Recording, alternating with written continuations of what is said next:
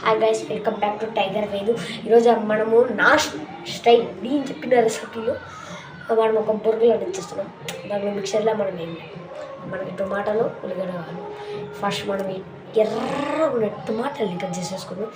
So let's ఇప్పుడు మన tomato cutting అనేది అయిపోయింది. సో ఇప్పుడు మన ఆనియన్ పీల్ చేసేసి ఇంకా కట్ చేయడమే.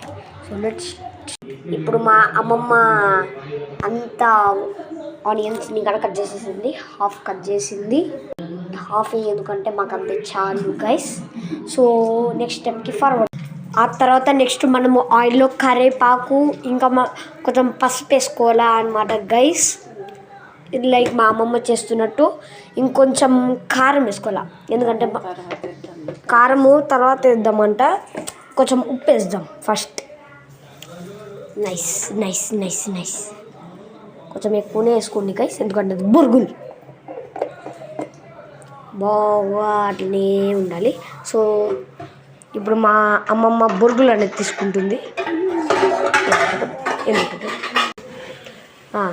ఇప్పుడు ఆ బుడ్డి కప్పు అలా వేసేయాలన్నమాట గైస్.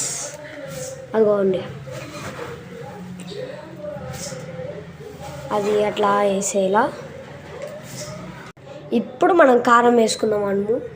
అట్లా అట్లా స్ప్రింకిల్ చేస్తూ వేసుకోవాలి.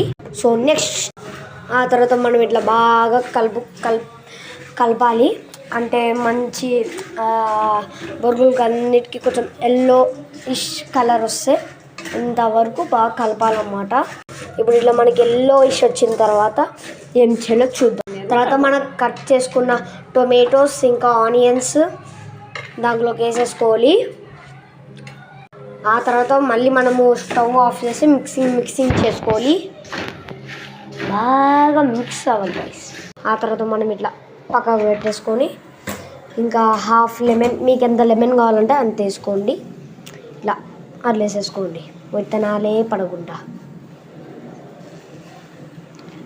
ఇదిగోండి మా అమ్మ వేసేస్తుంది. ఇంకా మనం మిక్సింగ్ చేసుకుంటే ఇంకా అయిపోయాయి గైస్. సో ఇదే అన్నమాట మన కారం బొరుగులు చేసుకునే రెసిపీ. సో మీరు కూడా ట్రై చేయండి. Bye guys, and like and subscribe.